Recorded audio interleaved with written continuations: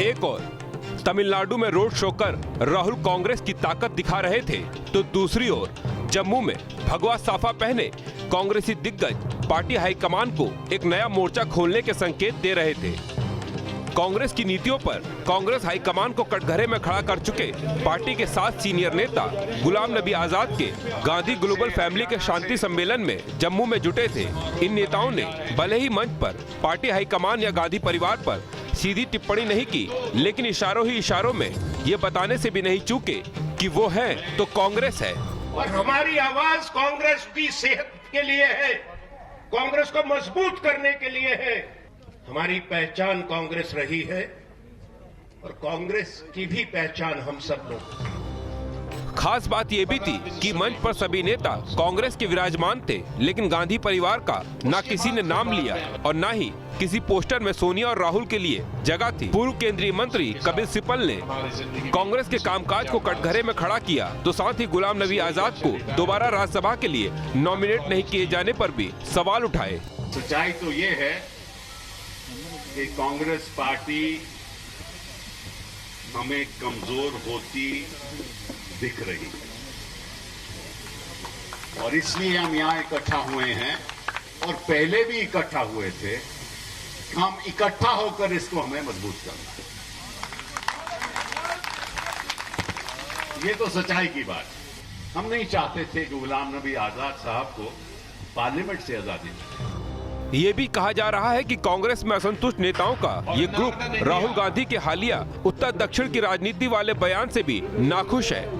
आपको बता दें कि कांग्रेस हाईकमान से नाराज इन नेताओं को G23 के नाम से जाना जाता है। इन नेताओं ने कांग्रेस की अंतरिम अध्यक्ष सोनिया गांधी को लिखी चिट्ठी में पार्टी को चलाने के तौर तरीकों पर भी सवाल उठाए थे और अब इन दिग्गजों के तेवर देख कई सवाल खड़े हो रहे हैं। क्या कांग्रेस बड़ी टूट की कगार पर है? क्या नेताओं की ये बगावत राहुल प्रियंका के खिलाफ है? और राहुल प्रियंका इस चुनौती से कैसे निपटेंगे?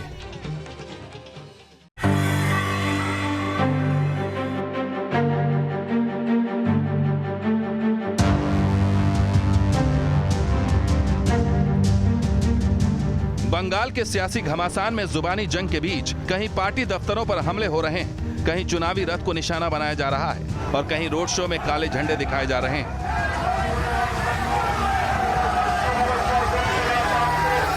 इसी बीच ममता के खिलाफ बीजेपी के तरकश से एक नया तीर निकला है। बंगाल अपनी बेटी चाहता है, बुआ ने। अभी दीदी से हो गया क्या पीसी भाई को सिंडिकेट कंपनी, अभी वो अपने बहू को बचाने के लिए शाশুড়ি मां बन गया है। दरअसल बंगाल बीजेपी ने एक पोस्टर ट्वीट किया जिसमें एक तरफ पार्टी की 9 महिला नेताओं के चेहरे लगाए गए और दूसरी तरफ ममता बनर्जी की तस्वीर लगाई गई है। बीजेपी ने इस तस्वीर का कैप्शन दिया है, बंगाल अपनी बेटी चाहता है, बुआ को नहीं। बंगाल चुनाव को बुआ बेटी की जंग बनाने के बीजेपी के दांव पर टीएमसी ने भी पलटवार किया है और पूछा है कि बीजेपी बताए कि उनकी ओर से बंगाल में कौन सी बेटी को सीएम बनाया जाएगा। कि चुनावी महाभारत में जुबानी जंग भी तेज है। टीएमसी नेता मदन मित्रा ने खेला होवे नारे के साथ बीजेपी से मुकाबले की हुंकार भरी, तो बीजेपी के फायर ब्रांड नेताओं ने दीदी राज में कानून व्यवस्था का मुद्दा उठा दिया। ये जो खेला करने की उन्होंने चेतावनी दी है, ये उसका छोटा सा प्रदर्शन है। ये सब गुंडे जो आने वाले चुनाव में प्रभावित कर सकते हैं चुनाव को। पोस्टर वार और जुबानी जंग के बीच बंगाल चुनाव में हिंसा भी शुरू हो गई है। शुक्रवार रात मानिक तला के कांदापाड़ा इलाके में हमलावरों ने बीजेपी के चुनावी रथ में तोड़फोड़ कर दी। परिवर्तन रथ के शीशे तोड़ने के लिए ईंट फेंकी गई।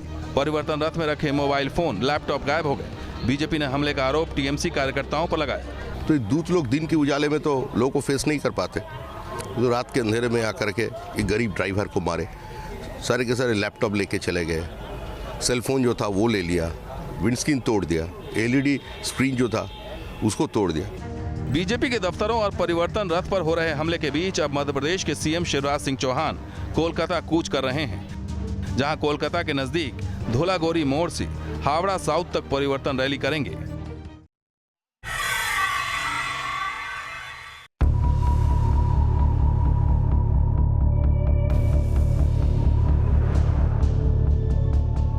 टेम्पो के पीछे रस्सी से बांधकर एक शख्स को सड़क पर घसीटने की तस्वीरें गुजरात की सूरत की हैं। बेरहमी वाली इस करतूत का आरोप इस शख्स की पत्नी और उसके भाई पर लगा है।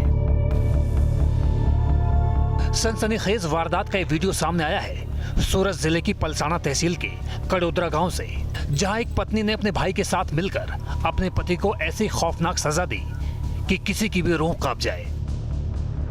आरोपी महिला ने अपने भाई के साथ मिलकर पति को एक टेम्पो के पीछे बांधकर करीब आधा किलोमीटर तक घसीटा। इस दौरान महिला का भाई अनिल टेम्पो चला रहा था और वो बगल में बैठी हुई थी। 45 सेकंड्स के इस सीसीटीवी फुटेज को देखिए। इस शख्स को घसीटते हुए जब आरोपी ले जा रहे थे, तब इस खौफनाक मंजर को देखकर वहां मौजूद लोग भी सिहर उठे। देखिए, जैसे ही टेम्पो यहां से गुजरा, दर्जनों लोग दौड़ते हुए सड़क पर आ गए। इनकी बेरहमी से नाराज लोग टेम्पो का पीछा करने लगे। जैसे ही भाई बहन ने टेम्पो रोका, स्थानीय लोगों ने दोनों आरोपियों को पकड़ लिया और फिर जमकर पिटाई की और फिर टेम्पो को नाले में पलट दिया। बताया जा रहा है कि इस व्यक्ति ने शराब के नशे में पत्नी की बेरहमी से पिटाई की थी, जिससे परेशान होकर पत्नी और उसके भाई ने इस वारदात को अंजाम दिया। आरोपी महिला का इल्जाम है कि उसका पति शराब पीकर घर में कलह करता है, इसलिए उसे सबक सिखाया गया। फिलहाल दोनों आरोपी पुलिस की गिरफ्त में हैं। वहीं पत्नी से मिली खौफनाक सजा के शिकार शख्स को गंभीर हालत में हॉस्पिटल में भर्ती करवाया गया है।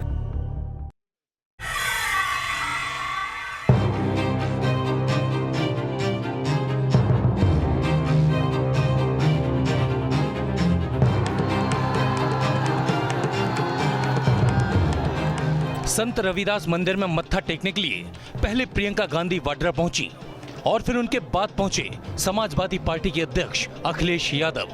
मौका संत शिरोमणि श्री गुरु रविदास की 644वीं जयंती का था और वाराणसी के सीर गोवर्धन में धर्म और राजनीति का संगम दिखा, जहां कांग्रेस की राष्ट्रीय महासचिव प्रियंका गांधी ने आस्था के इस दर पर मत्था टेका।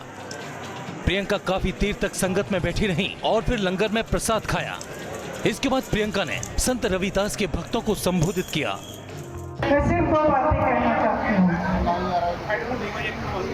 कि संत रविदास जी ने जो धर्म सिखाया वो सच्चा धर्म था, सच्चा धर्म है, वो एक सरल धर्म है, क्योंकि सच्चा धर्म हमेशा सरल होता है। उसमें कोई राजनीति नहीं होती, कोई भेदभाव नहीं होता, किसी का संप्रदाय नहीं देखा जाता, किसी की जात नहीं देखी जाती, सिर्फ इंसानियत देखी जाती है।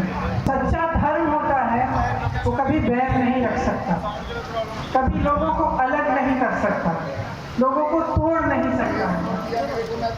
उसका स्वभाव यही होता है कि आपके मन को शीतल बनाता है, आप में करुणा जगाता है और लोगों को आपस में भाइयों की तरह, बहनों की तरह जोड़ता है।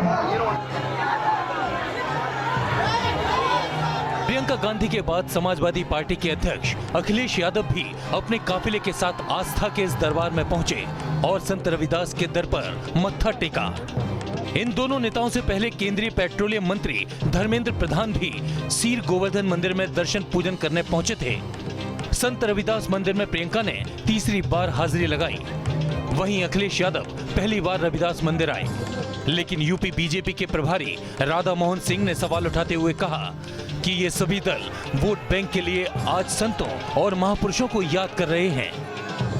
राजनीति में स्वाभाविक है, लोग को बताने की कोशिश करते हैं कि हमारी प्रतिबद्धता रविदास जी के प्रति, अंबेडकर जी के प्रति, किसानों के प्रति, मजदूरों के प्रति है, तो उनका राजनीतिक रूटीन है। वाराणसी प्रधानमंत्री नरेंद्र मोदी का संसदीय क्षेत्र है, इसलिए दोनों नेताओं के मंदिर पहुंचकर दर्शन करने के सियासी मायने भी निकाले जा रहे हैं, क्योंकि अगले साल उत्तर प्रदेश में विधानसभा चुनाव होने हैं और प्रियंका लगातार उत्तर प्रदेश का दौरा कर रही हैं।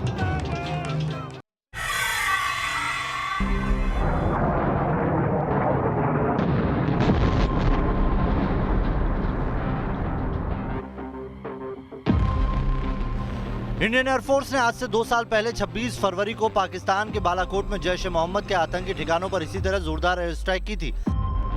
एयरफोर्स ने इस एयर स्ट्राइक की दूसरी वर्षगांठ पर अपने अंदाज में याद किया।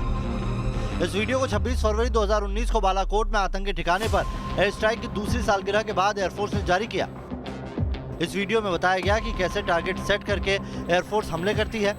बालाकोट हमले के 2 साल पूरा होने के मौके पर एयरफोर्स ने लंबी दूरी तक हमला करने में सक्षम मिसाइलों का भी प्रदर्शन किया और करीब 100 किलोमीटर दूर जाकर टारगेट को तबाह किया। सबसे खास बात यह रही कि प्रैक्टिस स्ट्राइक को उसी स्क्वाड्रन के शूरवीरों ने अंजाम दिया जिन्होंने आतंकियों को उनके घर में घुसकर मारा था, यानी बालाकोट में एयर स्ट्राइक में आतंक के अड्डों को तबाह किया था। विजय पर्व के इस मौके पर एयरफोर्स चीफ RKS भदौरिया ने इन पायलट्स के साथ उड़ान भरी। भदौरिया ने खुद भी फाइटर जेट उड़ाया और हवा में फॉर्मेशन बनाया। पूरा देश आज इन शूरवीरों के शौर्य को सलाम कर रहा है जिन्होंने पाकिस्तान के बालाकोट में आतंकियों के ठिकाने पर ताबड़तोड़ बमबारी कर 14 फरवरी 2019 को हुए पुलवामा आतंकी हमले का बदला लिया था। इस एयर स्ट्राइक से पाकिस्तान हैरान परेशान हो गया था। भारत की ओर से साल 1971 के बाद पाकिस्तान में की गई पहली एयर स्ट्राइक थी।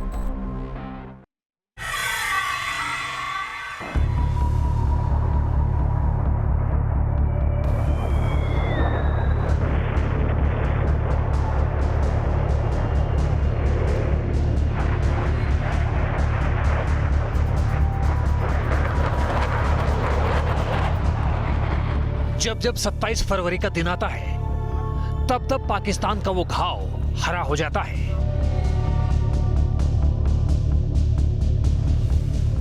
जब इंडियन एयरफोर्स ने बालाकोट में एयर स्ट्राइक कर आतंकी अड्डों को नेस्ता नाबूद कर दिया था और पाकिस्तानी सेना देखती रह गई थी।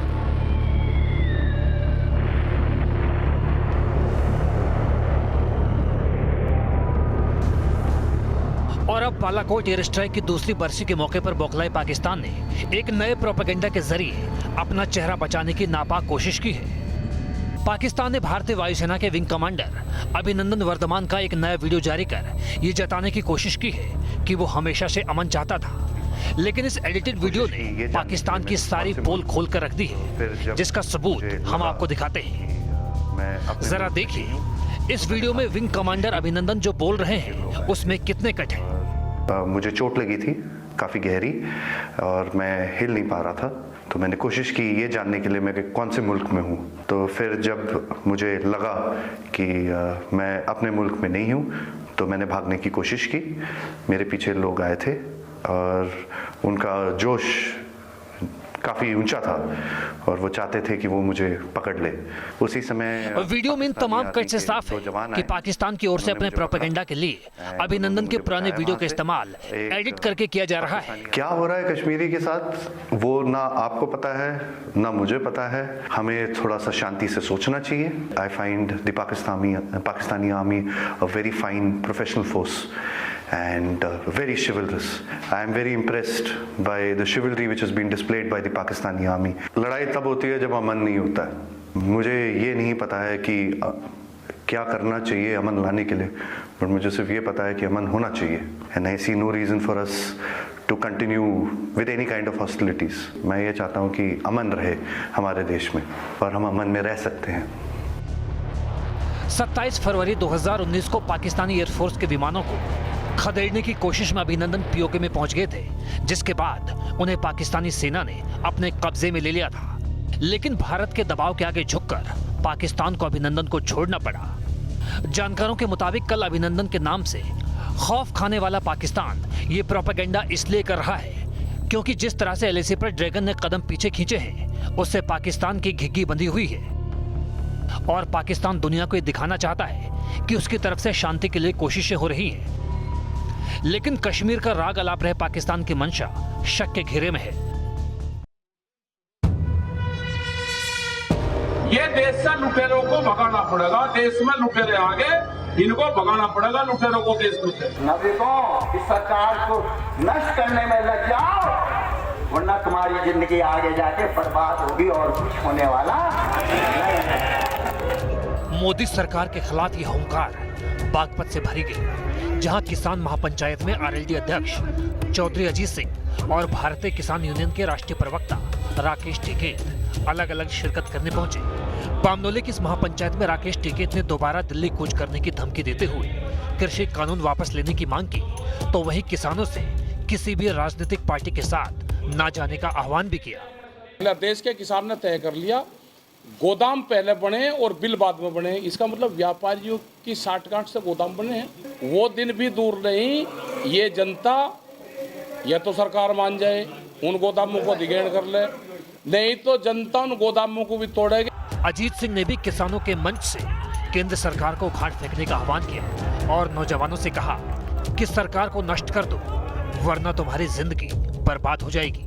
तो इस सरकार ये रही तो ये देश को तबाह कर देगी, कर दिया है। किसान महापंचायत में राकेश टिकैत और अजीत सिंह ने एक साथ शिरकत नहीं की, जबकि बीकेयू अध्यक्ष नरेश टिकैत आरएलडी के नेता चौधरी अजीत सिंह के साथ मंच साझा करते हैं। इस सवाल पर राकेश टिकैत ने क्या जवाब दिए वो भी सुन लीजिए। संयुक्त मोर्चे का हमारा सबका ये है कि पॉलिटिकल पार्टी वाले लाइन को हमको नहीं जाना।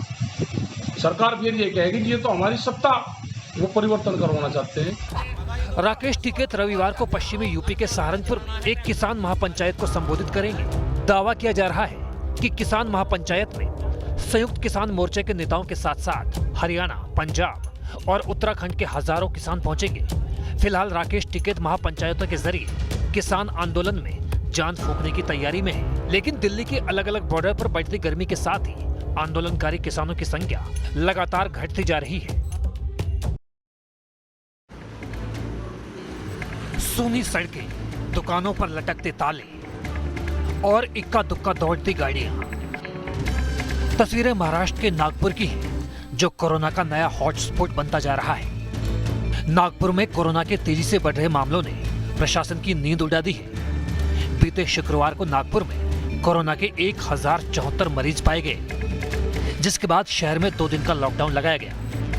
रिस्ट्रिक्शन और थोड़े टाइट करने को होना प्रशासन की तरफ से, लेकिन कहीं ना कहीं थोड़ी हमारी भी लापरवाही रहती है। रिस्ट्रिक्शन लगा है, ये तो पूरी तरह कड़क होना चाहिए जैसे पहले हुए थे। 2 दिन के रिस्ट्रिक्शन से क्या हुआ सर? 2 दिन बाद में फिर वापस से वो का वही होने वाला है जो पहले से चालू था। रिस्ट्रिक्शन होना तो प्रॉपर होना, नहीं तो पब्लिक के साथ में सहयोग और अनुशासन। कोरोना के बढ़ते मामलों को देखते हुए सिर्फ नागपुर ही नहीं, महाराष्ट्र के 5 जिलों में दोबारा लॉकडाउन लगाया गया है। ये जिले हैं अमरावती, बुल्ढाना, यवतमाल, वाशिम और अकोला। इन 5 जिलों में वीकेंड लॉकडाउन लगाया गया है। अमरावती में 8 मार्च तक लॉकडाउन बढ़ाया गया है। वहीं लातूर जिले में जनता कर्फ्यू की घोषणा की गई है। महाराष्ट्र के बाद दिल्ली में भी कोरोना ने यू टर्न ले लिया है। राजधानी दिल्ली में शुक्रवार को 256 नए मामले दर्ज किए गए, जो फरवरी में सबसे ज्यादा है। मेडिकल एक्सपर्ट्स कोरोना के बढ़ते मामलों के लिए लोगों की लापरवाही को जिम्मेदार ठहरा रहे हैं। दिल्ली में इंडिया गेट के पास की इस तस्वीर को ही देख लीजिए।